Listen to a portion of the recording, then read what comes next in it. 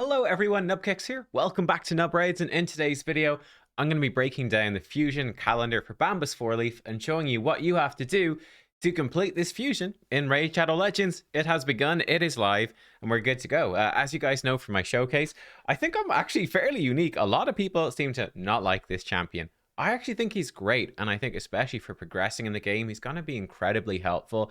I do think that generally speaking, increase accuracy, decrease accuracy are two of the most underrated buffs and debuffs, respectively, in the entire game. And I think he's really cool as well. I actually got confirmation from Plarium as well, guys, in terms of how it's working. Specifically, I was running him with the Avenging set, which I think is just amazing.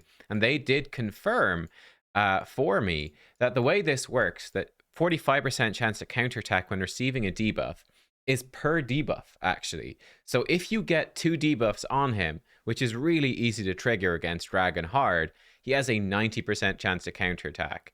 Or well, 245% chance. It's not quite 90%, but pretty close. If he gets 3 debuffs, like he's almost definitely counterattacking at that point. You stack that up with a potential like revenge accessories. That is why it's so easy to build him to be so consistent in the dragon and to just basically keep putting himself back asleep, which is really cool. So that's how that's working, which was really interesting. I wasn't quite sure, and thanks to Plarium for confirming. But yeah, let's dive into his fusion. What's interesting here is I don't think we've seen this before, where there are 2 different epics going into it. You need 2 copies of Malekith, Bloodflock, and you need 2 copies of Pan Bowhorn. It's certainly possible that during the summoning events, you could summon these champions from your ancient shards or primals or sacreds or whatever you're going to pull. That could happen and could make your fusion a lot easier. To fuse up each one of these, you're going to need 1 copy of each of the rares as well. So I would say the one that's going to restrict you most is going to be this Void rare. That's going to be really tough. If you pull her from Void shards, if you're pulling in like Void shards for Summon Rush this weekend and you get her, that's fantastic. But yeah, you might get some of these rares even from green shards or whatever, but it's not going to help you if you don't have the Void and you need them to make the epics. That's something to note. We jump over here. Pan Bowhorn, he can't be obtained from any of the events or tournaments. The only way to get him is obviously to get the rares and to fuse him up. So that's it. Or you could pull Pan from shards. You can get 1 copy of Malekith here, Bloodflock, from Summon Rush, which is interesting. Quick glance here, you can see he's the extra. There's 4 copies of everything. So, yeah, that's up to you. Let's look at the summon events first. Here we go. Let's break those down. We've got Summon Rush over here, and then for Champion Chase, it's just Selenia from that. This is certainly interesting, right? This extra Malekith copy. Is this worth going for? As an extra champion just by himself, if you want to go and keep him as an extra copy, that's something that might potentially be worth doing, specifically for Knights Revenant Faction Wars. I think that is where he is particularly good to help you deal with, specifically to help you deal with the Valkyries in those waves. It's a bit of an annoying faction, honestly, and he does come in with Revive. He comes in with a Revive. He comes in with the ability to decrease any buffs and even steal those buffs. So I think if you're super stuck on stage 21 of Knights Revenant, he could be helpful for that. I wouldn't be super seeking him out apart from that, but I do think he's decent. So it's certainly an interesting option to go for, seeing as you're most likely going to have to go a chunk of the way to get Selenia anyway. So yeah, I would consider that as an option. If you've got a few shards saved up and you're still doing Faction Wars, it's something to think about for sure.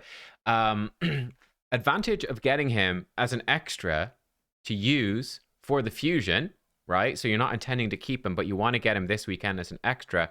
It does free you up. It means you don't have to worry about 4 other, well, not 4, but you can skip 1 of each of these buckets of events, right? You could skip 1 Selenian Nightcloak event. So in particular, I'd say Champion Chase. You could skip Champion Chase. That might be handy. Or this looks like a very long Champion Training. She could be very high up in the points. You might want to skip that. People often don't like them. So you could do that. Then you could skip one of these events over here. You could skip 1 here, 1 here. So bear that in mind. What you can't do, of course, is get Malekith and go, oh, I want to skip all of Selenia Nightcloak. You can't do that. You can only skip 1 of each of the rares because you'd have 1 epic, but then you need 3 copies of each rare to fuse up this fusion. I'm just trying to make this super clear in case people get confused, because I'm sure they're, it would be very easy to go in, not really quite think about it properly, and then skip a bunch of one of the rares events and go, wait, oh, I thought I could skip, 4 of any event. I wasn't thinking about, I need to get still 3 copies of each rare if I do grab the extra epic. So look, that is something for you to consider too. What are we expecting out of these? So Summon Rush event, probably, let's put it in as about 4S, and probably like 7 sacreds, roughly speaking, is what I would expect, but this can really vary. I mean, this could go all the way up to 10 sacreds for Malkuth. Not sure. I think it's pretty unlikely, considering both Selenia and Malkuth are in the Summon Rush. I'd say it's pretty likely Selenia is going to be at a fairly reasonable price point, 4, maybe 5 sacreds. I wouldn't expect any more. Look, we'll find out tomorrow when it goes live, but I think it looks not too bad. Then when it comes to the Champion Chase, it's probably, I can't remember off the top of my head, is it 50 or 60 Ancient? But it's going to be an Ancient, it should be 2x Ancient Shards, which makes it pretty doable.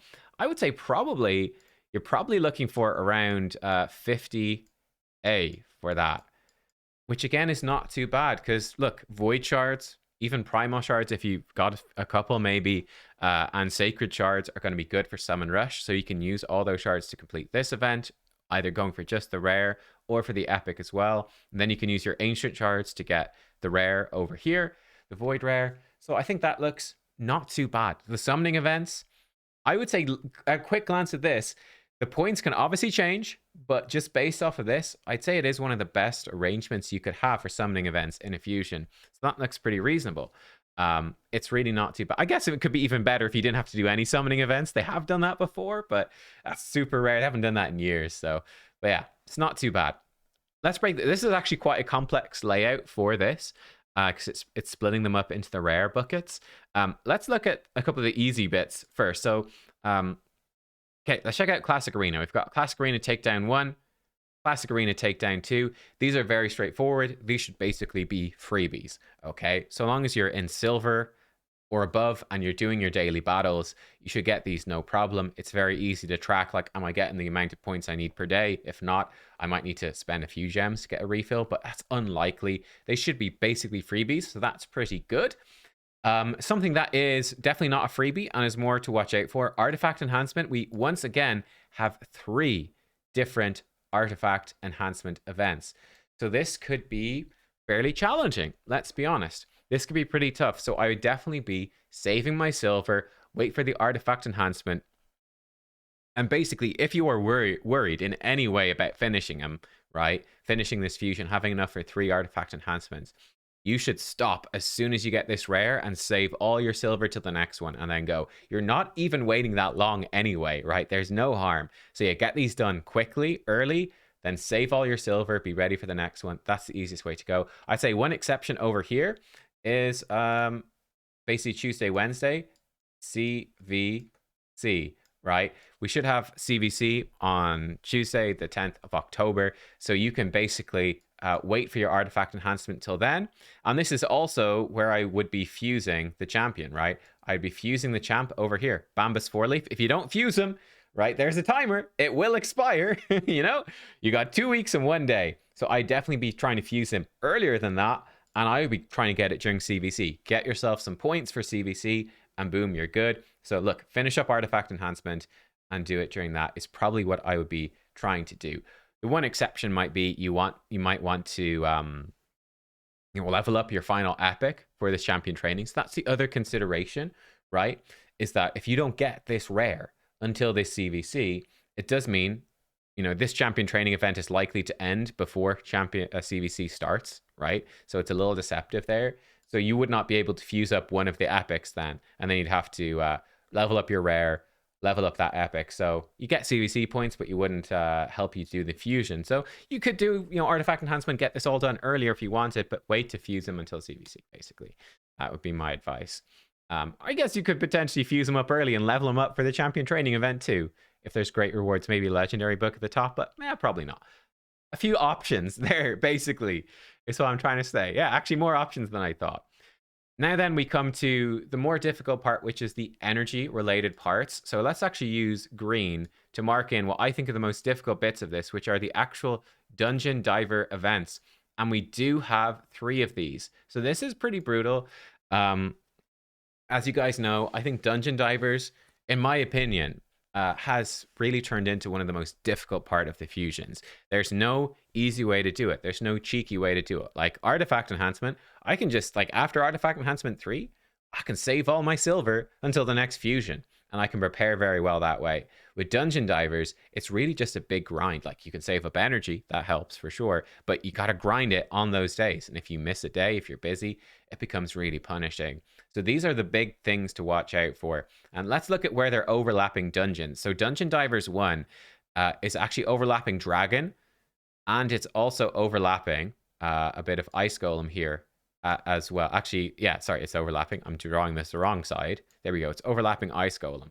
So this is basically what I'd be trying to do. I would say today I'd be working on champion training.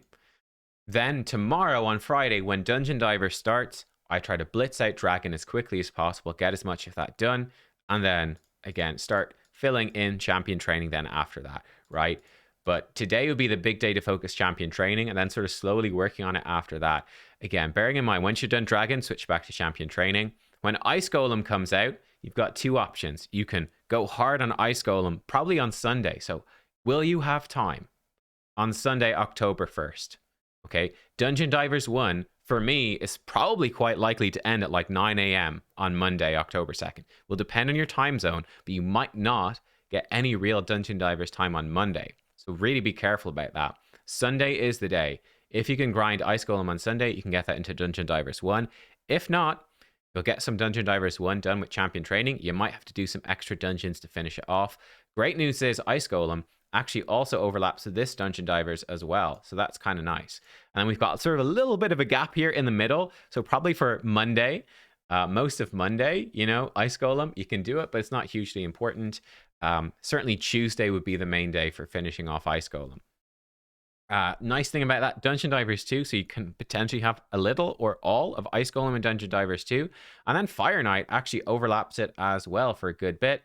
And then I think it's very likely that Fire Knight actually ends before this Dungeon Divers begins. Now, it looks like there's overlap, but I think it's probably unlikely, or there's going to be a tiny one. I would not rely on that at all. So basically, this Fire Knight tournament should be entirely dedicated to Dungeon Divers, Dungeon Diver 2. So that's nice. You can focus on that. Fire Knight is a great dungeon to grind. There's great rewards from it. Actually, so is Ice Golem. Ice Golem is probably the best dungeon for Hydra now.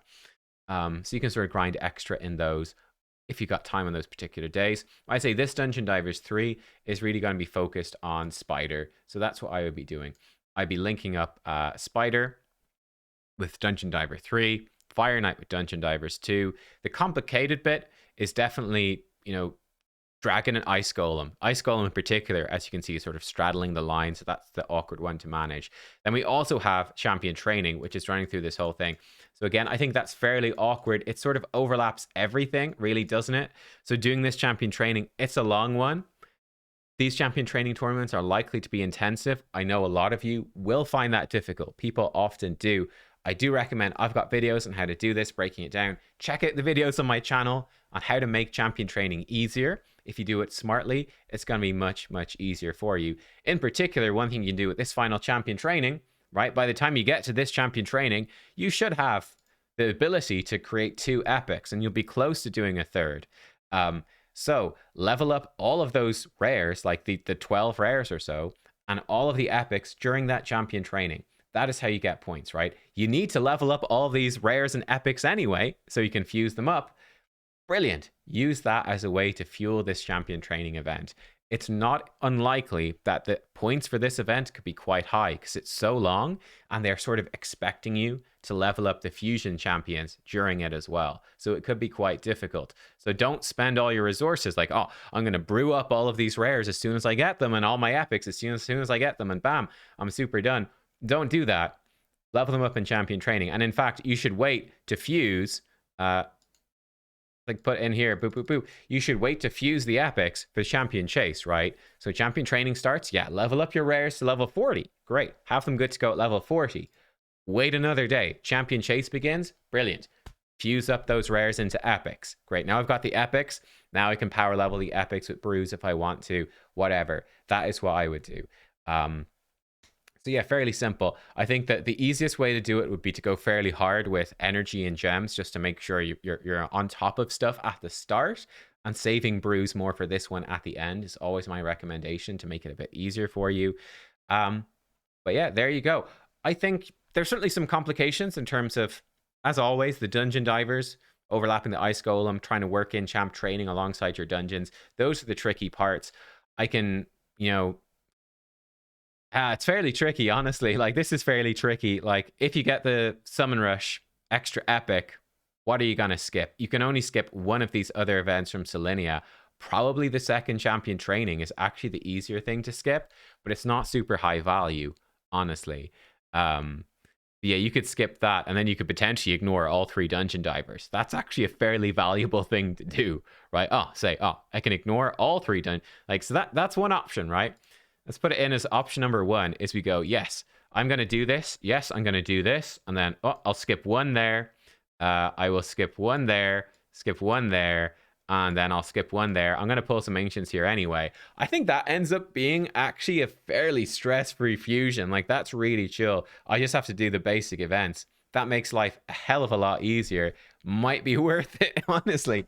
Might be worth it, but not definitely the way you should go, Obviously, the easier way is to the more shard efficient way would be to skip this and then just do everything else. But it's more stressful on energy. It's going to come down to tomorrow how difficult the summon rush is. I'll break that down. I'm going to be summoning, so I'll show you my pulls. Hopefully we've got good luck and hopefully it goes well. But there you go, guys. That is how this fusion is looking. If I've missed anything, it's very possible. If I've missed any obvious tips, or if you have any extra tips to give to people to make it easier, put them in the comments down below. Let's help folks out to make this as easy as possible. Yeah, I'm certainly going for Bambus. This is definitely one I want to do. He's more interesting to me than the last couple of fusions for sure. Yeah, Bambus Fourleaf, making it happen. Thanks for watching, everyone. I'll see you all next time. Goodbye.